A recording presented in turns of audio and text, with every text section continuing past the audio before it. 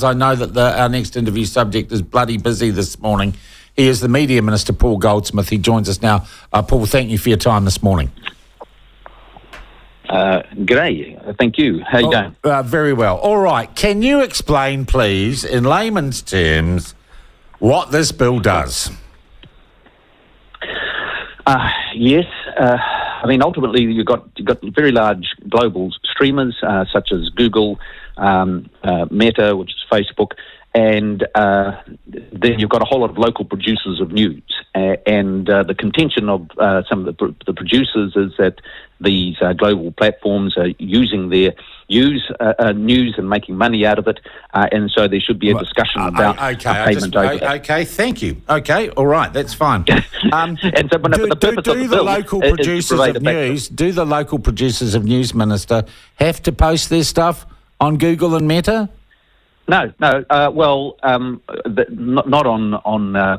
Facebook and Meta, but Google, of course, sort of soaks up stuff through its search engine, so it's a slightly different mechanism. Well, what do you mean?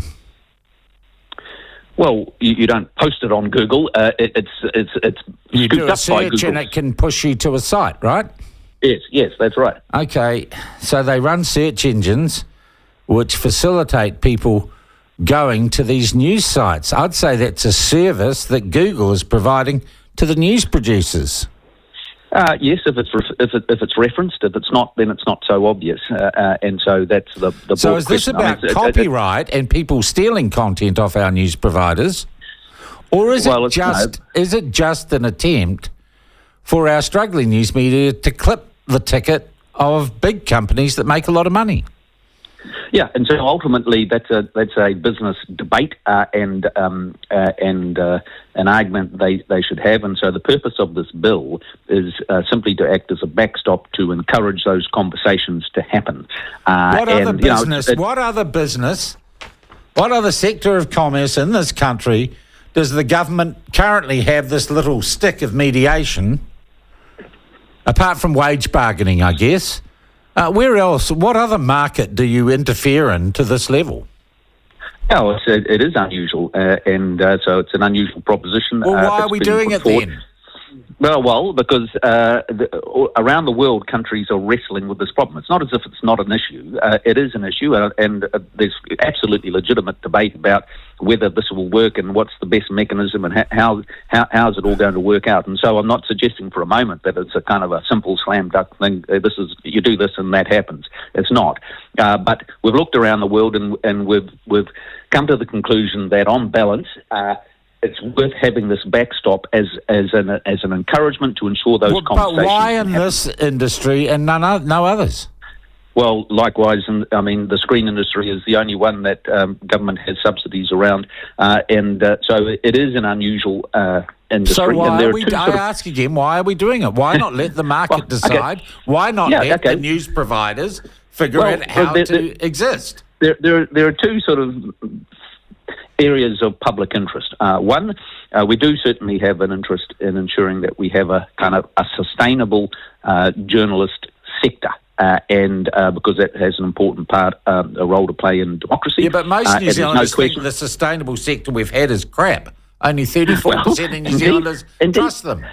Well, yes, and only a few more trust politicians, and that's right. There's real challenges around trust, but there is certainly they do have an important role in a democracy, which they're failing miserably. Legacy media failing miserably. Well, yes, and you can make that argument, and the fact that you're here and surviving is a good thing, and I don't think anybody thinks it's easy. But so it's a challenging environment, and there's been dramatic change, of course, with advertising revenue shifting dramatically over the last few years. And so I'm not suggesting that this legislation is going to solve all those problems, and we're not coming in to save the media or anything like that. All we're doing is coming up with 4 things that will make a difference. It will help at the margins deal with that question of sustainability. So it's the bill, and then secondly it's around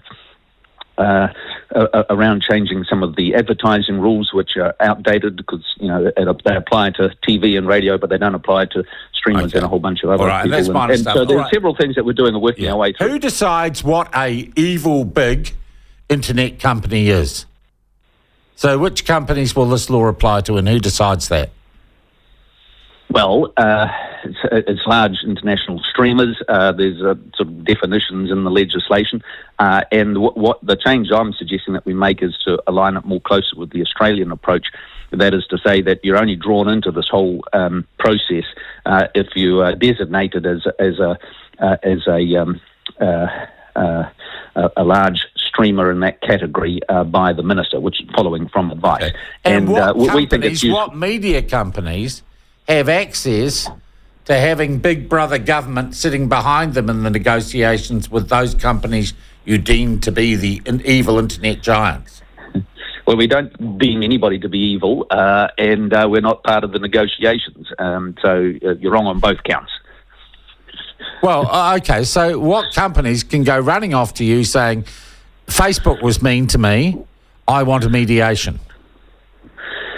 Well, it's not as simple as that, but there's a process to decide whether or not that one of those streaming companies would be designated under the Act, and so that what they'd have to demonstrate is that they've made no attempt to negotiate, and there is a clear argument to be made for it. Now, there's a whole threshold that has to be gone through, and of course the streamers will argue, well, actually, may argue that yes, we're giving them more value than we're receiving, and that's why we don't want to do that.